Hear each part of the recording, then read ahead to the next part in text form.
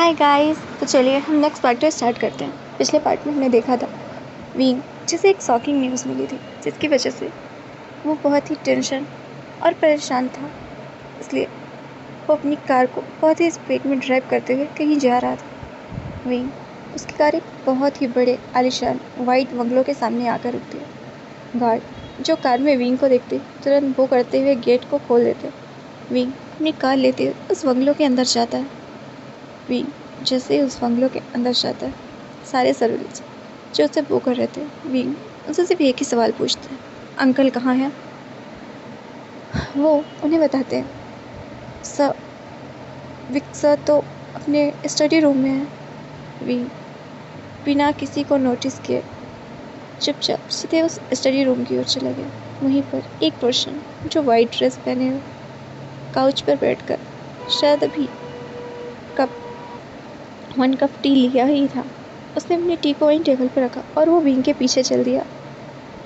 वो सोच रहा था, विंग इतना घबराया हुआ क्यों है, और उसने मुझे नोटिस भी नहीं किया। वो सीधे अंदर चला गया।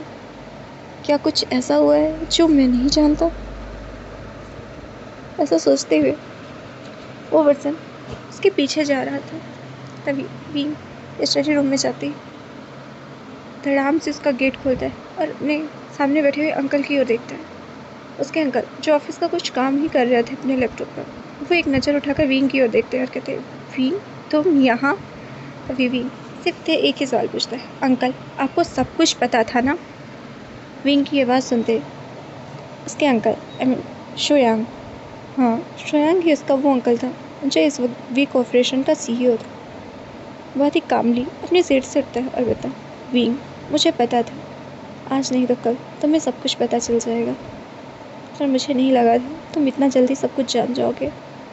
और मैं ये भी नहीं समझ पा रहा कि तुम इस वक्त क्या रिएक्ट कर रहे हो। विंग उनकी ओर देखते हुए, अगर आपको सब कुछ पता था तो आपने मुझे पहले क्यों नहीं बताया अंकल? शायद विंग कंधे पर हाथ रखते हुए कहता है, क्योंकि तुम उस वक्त इस सिचुएशन में नहीं थे विंग कि तुम अपने बारे में इतनी बड़ी न्यूज़ को हैंडल कर पाओ। तुम बच्चे थे और मुझे लगा तुम किसी गर्ल से शादी करोगे तो ये सब न्यूज़ तुम तक पहुँचे, होगा ही नहीं, कभी पता ही नहीं चलेगा तुम्हें, इसलिए मैं इस बात को छुपा रहा था। श्रेयांक की बात को सुनते विंग, पर अंकल ये न्यूज़ इतनी छोटी नहीं है, मैं अब प्रेग्नेंट हूँ। विंग की आवाज़ सुनते श्रेयांक एक गहरी सांस लेता है और कहता है, मुझे पता है, मैंने उस दिन के सारे सीसीटीवी फुटेज मंगवाए थे और मैंने सब कुछ चेक किया और मैं सच भी जानता हूँ। विंग उसकी आवाज़ सुनकर शॉक था, अंकल अगर आप सब जानते थे तो आपने बीच में कुछ बोला ही क्यों नहीं? तभी शिंगचन जो पीछे से आते हुए, विंग क्योंकि तुम हमारी जिम्मेदारी नहीं थे, इस वक्त तुम जियांग्स के पास हो, अगर हमने कुछ भी बोला तो सबको ये लगेगा कि हम तुम्हारी पावर का यूज़ कर रहे हैं। भी वो शियान अपनी पावर का यूज़ कर रहा है और तुमने ही तो कहा था तुम कभी उस पावर का यूज़ नहीं करना चाहते। विंग शिंगचैन के गले लग गया और रोते हुए बोला, पर अंकल मैं क्या करूँ इस वक्त? वेंचिंग भी प्रेग्नेंट है और मैं ऐसी हालत में वेंचिंग से क्या कहूँ, उसे क्या जवाब दूँ मैं?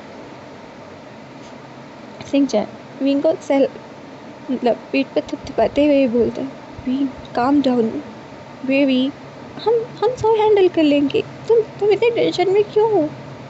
विंग पर अंकल, तभी शिंगचैन विंग के दोनों गालों को अपने हाथों में लेते हुए बोलता, हे कम ऑन बेबी, ऐसे बैड बॉय नहीं बनो, तुम कब से रोने लगे? तुम्हारे चेहरे में ना चार्मिंग सी स्माइल ही अच्छी लगती है। और हाँ, तुम रूम में रेस्ट करो, हम सब कुछ करते हैं, ठीक है? विंग एक ड्रीप पीत लेता है। तभी शिंगचैन उसे कहता है, और हाँ, तुम्हें यहाँ से तब तक जाने की ज़रूरत नहीं जब तुम सब कुछ एक्सेप्ट ना कर लो। मैं चाहता हूँ हमारा बुशियान कभी कोई टेंशन ना ले। विंग एक स्माइल करता है और शिंगचैन जो विंग के बालों को रफल करता है, हम इधर विजिंग का देखते हैं। विजिंग जो अपनी कार चलाकर कहीं जा रही थी, तभी उसकी कार से किसी की टक्कर हुई। विजिंग 2 कारों की भिड़ से सिर्फ चोट वेंचिंग को ही नहीं, उस सामने वाले पर्सन को भी आई थी। वेंचिंग ये जो नहीं जान पाई कि उसके साथ अभी क्या हुआ, वो खुद बेहोश हो गई थी। अब हम पूरे 1 वीक के बाद का टाइम देखते हैं। विंग जो हॉस्पिटल में था और वेंचिंग उसके बगल में लेटी हुई थी। विंग शॉक था, वो वेंचिंग से क्या कहे, क्योंकि वेंचिंग ने जो खोया है वो उस चीज़ के बारे में वेंचिंग से कैसे कह सकता है। वेंचिंग जब भी होश में आ रही थी और वो विंग से पूछ रही थी क्या हुआ है, मेरा बेबी तो ठीक है ना विंग, विंग सब कुछ ठीक है ना विंग। वेंचिंग के सर पर हाथ रखता है और उस बेड पर बैठते हुए बोलता है वेंचिंग सब ठीक है, बस तुम अपना ख्याल रखो। विंग इतना बोला ही था, तभी वहाँ पर पुलिस के 2 सोल्जर्स आते हैं और साथ में उनके साथ था लान वांगजी जो आते हुए बोलता है वी वुशियान वहाँ से उठो। वांगजी को बिल्कुल पसंद नहीं आया था कि विंग वेंचिंग के इतना करीब था। वांगजी की ऐसी बात सुनकर विंग उसकी ओर देखता है और बोलता है लान वांगजी, मैंने तुमसे कितनी बार कहा है मेरे और वेंचिंग के मामले में मत पड़ो। अब इस बात को पूरे 3 महीने बीत चुके हैं और वेंचिंग मेरी होने वाली वाइफ है, इस चीज़ को याद रखो। वांगजी स्माइल करता है और बोलता है शायद ये तुम्हारी वाइफ जब होगी तब, पर इसने अपने हाथों से मेरे भाई के फियांसी का मर्डर किया है, इसका जेल जाना तो ज़रूरी है। वांगजी ऐसा कहकर पुलिस वालों की ओर देखता है, वो जो वेंचिंग की ओर देखते हैं और कहते हैं आज से आप पुलिस कस्टडी में रहेंगी, अगर आपका इलाज चल रहा है तो आप तब तक यहीं पर हैं, फिर पुलिस यहीं पर रहेगी, उसके बाद आपको जेल चलना हो। तभी विंग कहता है बिल्कुल नहीं, मेरी वाइफ कहीं नहीं जाएगी। वेंचिंग जब तक विंग के फियांसे थी उसके लिए विंग के मुंह से मेरी वाइफ वर्ड सुनकर वांगजी बहुत गुस्से में आ गया था। वो कहता है विभूषण तुम क्या हो ये सब जानते हैं, तो तुम अपनी पावर का इस्तेमाल करना चाहते हो यहाँ पर, तुम एक गुनहगार को बचाना चाहते हो जिसने अभी अभी किसी का मर्डर किया है। विंग वांगजी की ओर देखते हुए बोलता है वेंचिंग ने कोई मर्डर नहीं किया है, और वैसे भी अगर मुझे वेंचिंग के लिए अपनी पावर का इस्तेमाल करना भी पड़ा तो मैं करूँगा, अपने बच्चे और अपनी बीवी को बचाने के लिए मुझसे जो हो पाएगा मैं वो करूँगा। इतना बोलकर विंग ने सबके सामने उन पुलिसमैन, डॉक्टर, नर्स और लान वांगजी सबके सामने वेंचिंग को अपने गले लगा लिया था। वांगजी जो इसे बर्दाश्त नहीं कर पाया और वहाँ से बाहर आ गया, और डॉक्टर शॉक में थे। विंग ने कहा उसकी वाइफ और बच्चे, पर वेंचिंग का तो बच्चा मर गया है। पर डॉक्टर कुछ नहीं बोले।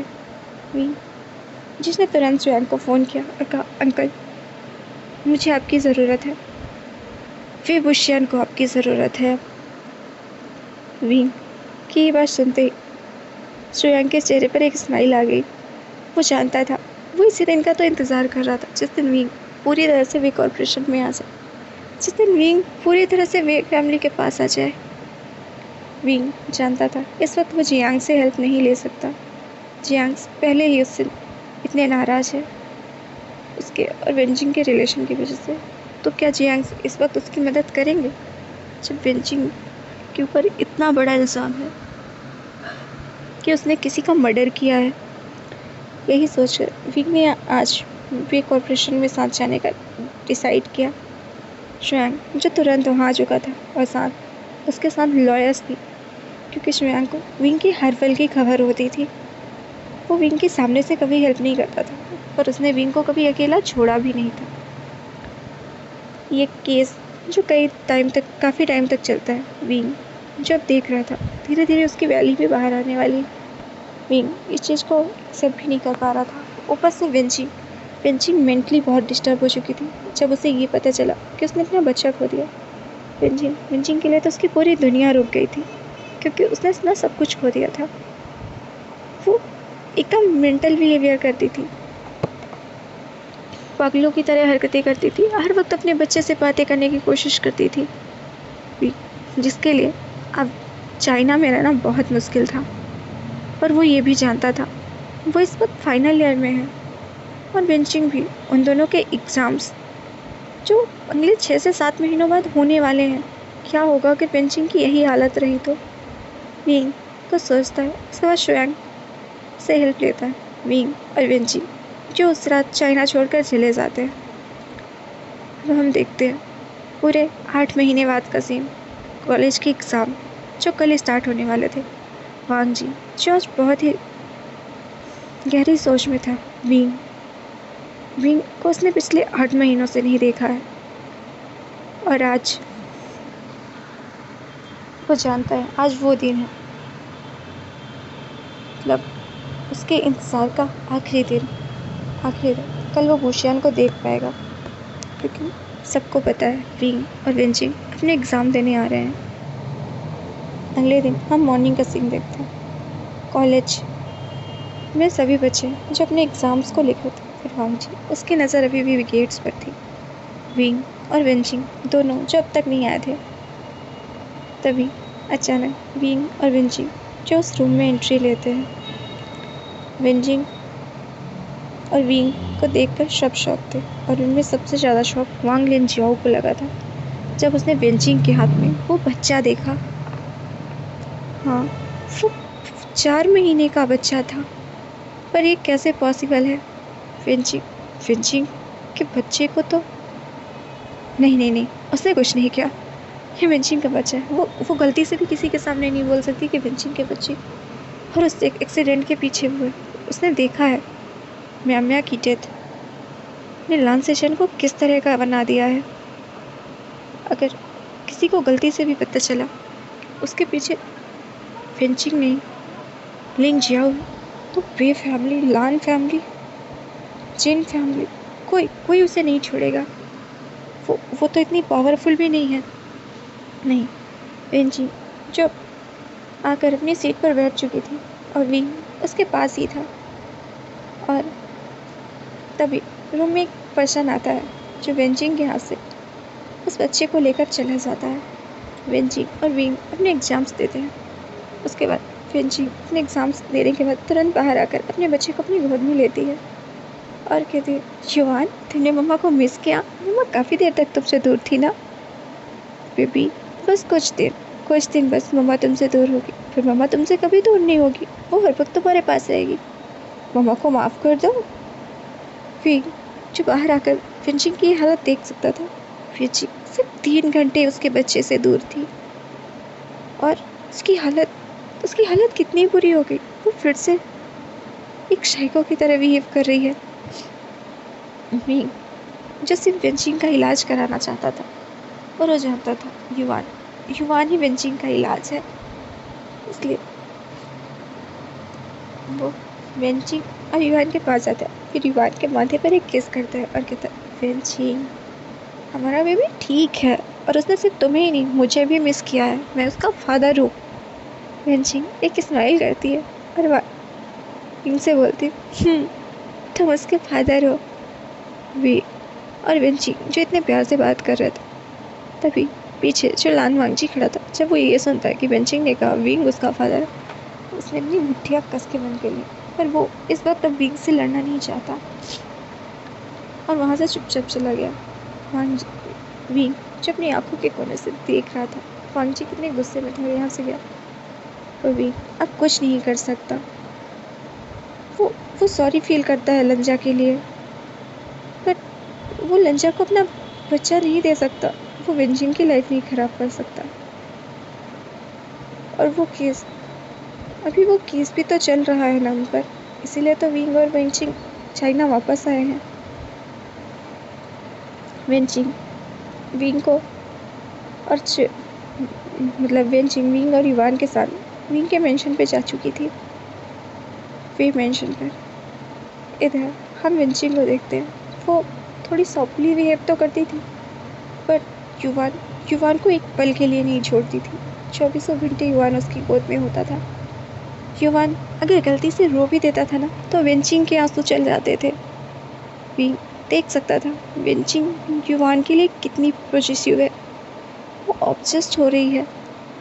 विंग को इसी सब की टेंशन थी। वो बेंचिंग को काउंसलिंग के लिए भी ले जाता था। और इधर धीरे धीरे एग्ज़ाम्स भी ख़त्म हो रहे थे।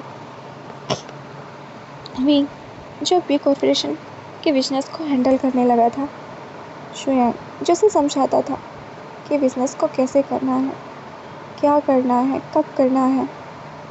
और इधर वेंजी जब धीरे धीरे ठीक भी हो रही थी और वो अपनी मेडिकल की स्टडीज़ भी कवर कर रही थी। वेंजी जो समझ रही थी कि ये बच्चा विंग का है, उसका नहीं, इस पर विंग का हक है। पर इस वेंजी ये बिल्कुल नहीं जानती थी कि इस बच्चे पर लान वांगजी का भी हक है। विंग और वेंजी इसी तरह अपनी लाइफ गुजार रहे थे और वांगजी उन्हें देखकर इस बात को अब पूरे 3 साल गुजर चुके थे। युवान पूरे 3 साल का हो चुका था। वेंजी इस चीज़ से शौक नहीं थी, पर कोई शौक था तो वो था लान वांगजी। युवान का फेस पूरी तरह से विंग की तरह है, सिर्फ उसकी आँखें वो विंग की तरह नहीं, पर वो आँखें लान वांगजी की तरह हैं। वांगजी समझ नहीं पा रहा था अगर ये बच्चा वेंजी और विंग का है तो पर ये कैसे पॉसिबल है। वांगजी उस रात विंग के साथ था, वेंजी नहीं, और विंग बच्चे नहीं पैदा कर सकता। तो क्या ये बच्चा किसका है जो बिल्कुल विंग की तरह दिखता है। वांगजी के दिमाग में ऐसे सवाल घर कर रहे थे और वांगजी ड्रंक हो जाता है। अब हम देख वांगजी जो ड्रंक होकर विंग के घर पर था, गार्ड्स जो उसे अंदर नहीं जाने दे रहे थे। तभी विंग जो अपने ऑफिस से मीटिंग ख़त्म करके घर आया, उसने देखा वांगजी ड्रंक हालत में उसके घर के बाहर है और गार्ड उसे अंदर नहीं जान रहे। विंग जो वांगजी को अपनी कार में बिठाता है और उसे वहाँ से लेकर अपने गेस्ट हाउस की ओर चला जाता है, क्योंकि वो जानता है मेंशन में युवान और वेंजी दोनों हैं। इसलिए जब वो वहाँ गेस्ट हाउस पे जाता है, वांगजी विंग का कॉलर पकड़ता है, कहता है तुम मेरे साथ ऐसा कैसे कर सकते हो बुशियान। तुमने कहा था तुम मुझसे प्यार करते हो। तुम्हें पता है मैं हर बात इस बार हम सोचता हूँ मैंने क्यों तुम्हारा प्यार एक्सेप्ट नहीं किया। तुम्हें पता है मैं कभी गे नहीं कहलाना चाहता था। मैं रिग्रेट करता हूँ अब इस बात के लिए कि मैंने तुम्हें क्यों जाने दिया। विंग प्लीज़ वापस आ जाओ ना मेरे पास, प्लीज़। तभी विंग वांगजी के हाथ को खुद के खोल से हटाते हुए कहता है, लंजा तुम इस पर ड्रंक हो और मैं अब वेंजी को पसंद करने लगा हूँ। वो बहुत अच्छी लड़की है, इसीलिए प्लीज़ तुम भी अपने लिए एक अच्छी लड़की देखो और शादी कर लो। मैं और वेंजी अब मैरिड हैं, हमारा एक बेबी है, इसलिए प्लीज़ हमें डिस्टर्ब मत करना। इतना बोलकर विंग वहाँ से चला जाता है। विंग जिसकी आंखों में आंसू थे, क्योंकि वो जानता है कि युवान उसका और लान वांगजी का बेबी है। पर विंग ये भी जानता है वेंजी की आज जो हालत है उसकी वजह लान वांगजी है और वो उसकी भरपाई करेगा। वो वेंजी को अपना बेबी देगा और वो वेंजी से दूर भी नहीं होगा, असली से अपने बेबी से भी दूर नहीं होगा। वेंजी ने बहुत कुछ खोया है और वो वेंजी से कुछ और नहीं खोने देगा। वेंजी उसके सपोर्ट में रही हमेशा। वेंजी ने उसे सच कहा कि वो उसके बेबी से प्रेग्नेंट नहीं है।